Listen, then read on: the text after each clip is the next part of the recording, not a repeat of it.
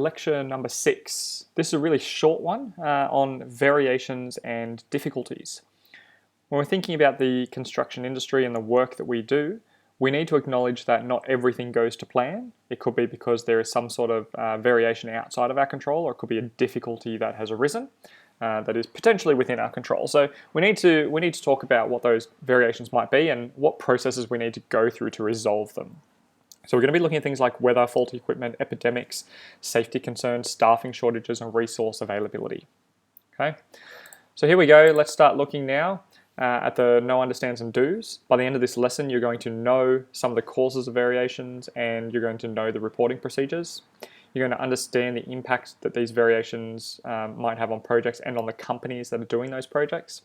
And you're going to respond to a past trial HSC question. So this is a really good practice for the upcoming trial HSC exams, and also a good practice for the HSC exam, where you're going to see the sort of question, really short question here, where you have to talk about what those difficulties are and describe how they actually impact on the workplace.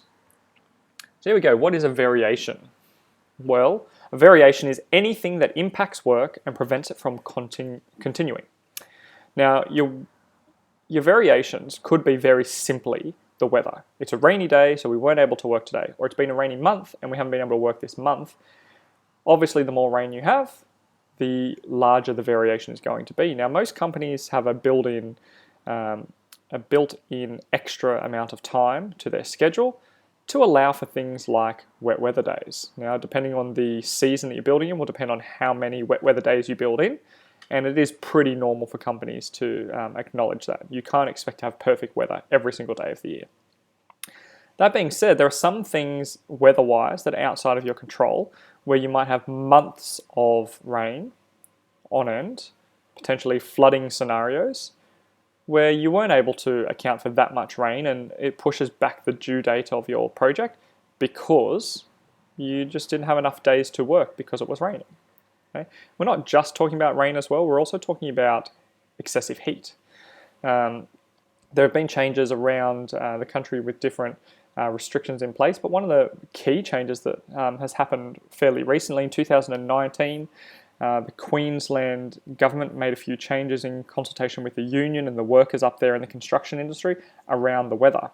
And they basically said if the weather is too hot and the humidity is too high, then it is dangerous for us to be working.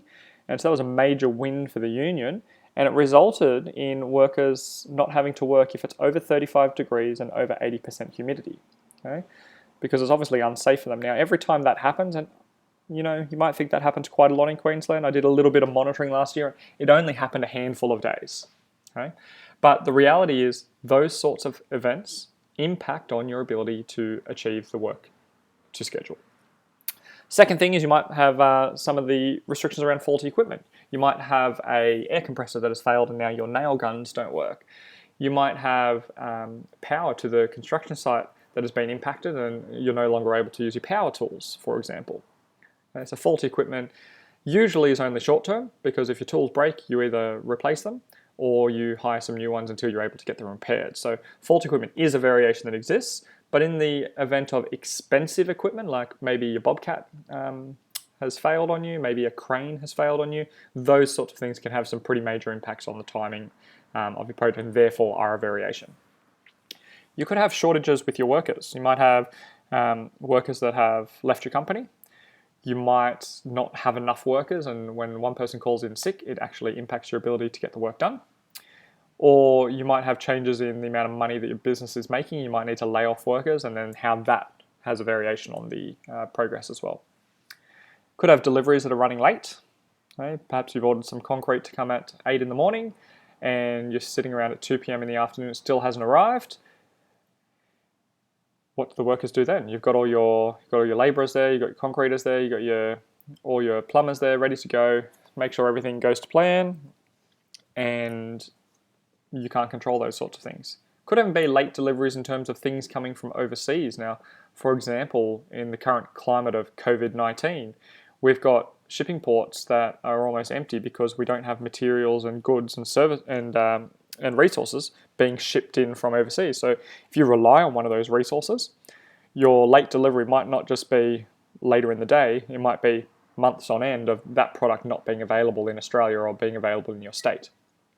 We've also got safety issues. There might have been a reportable incident on site, and that might have resulted in your workplace shutting down until SafeWork complete their investigation. That could have a variation on your job. Or it could be smaller safety incidents that aren't notifiable, but your workers and yourself have decided that it's safer for you not to be on site.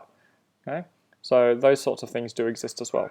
Some of the other variations might be where you might be expecting your workers to do a whole heap of free overtime and not realizing that that's illegal and you shouldn't be doing that. It could be whether there is the right resources actually available anymore.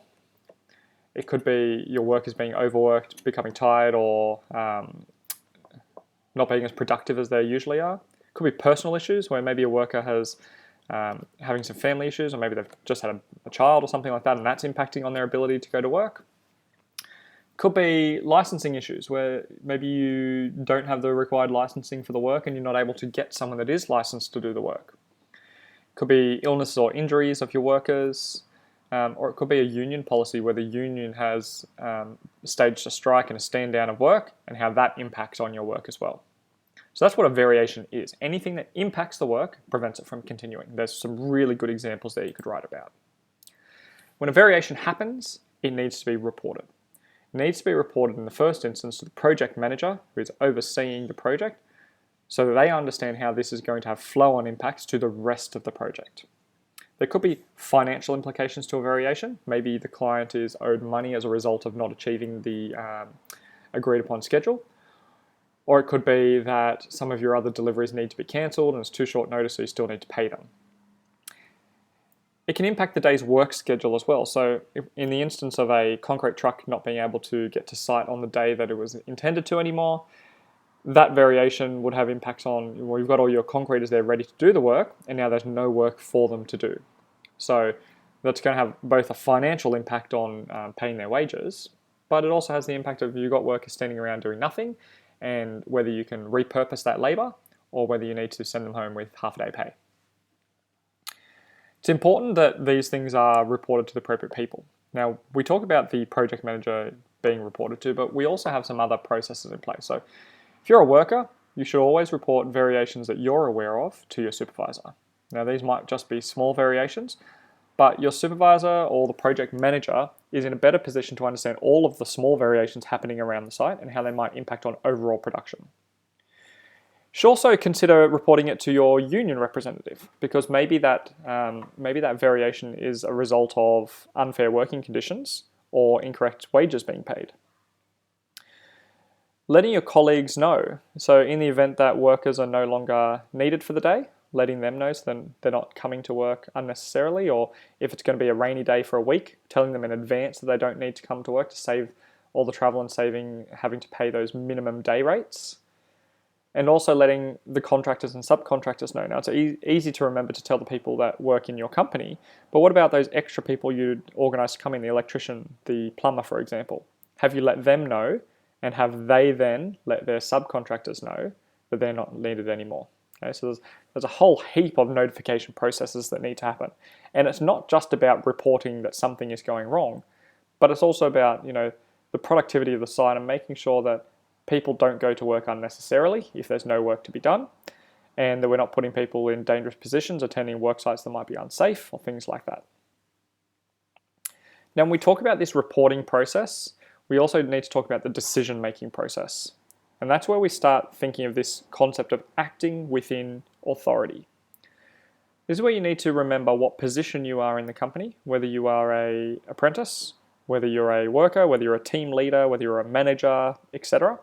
Depending on the position you're in, will depend on your ability to take initiative, to solve problems, and to make decisions on the spot. Now, it would be very unlikely that an apprentice would be making decisions for an entire job site. Normally, that would be left up to the job site supervisor. But your apprentice can definitely make decisions around little things like, well, the delivery of materials that I'm meant to be working on today haven't arrived. Rather than sitting there twiddling my thumbs, maybe I should go speak to my supervisor and ask them to give me some new work to work on for the day. Okay? Making decisions.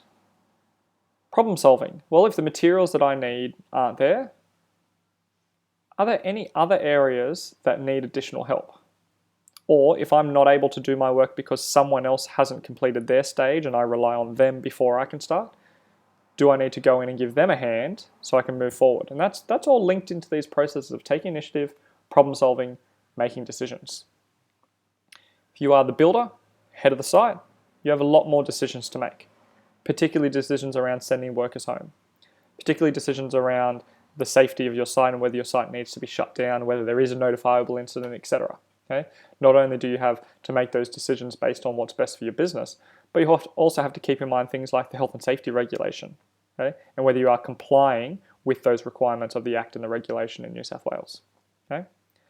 So there you have it. That's variations, a very quick overview of what a variation is, how you report a variation, and acting within your authority. Hope that one's been really helpful for you, and good luck with your extended response.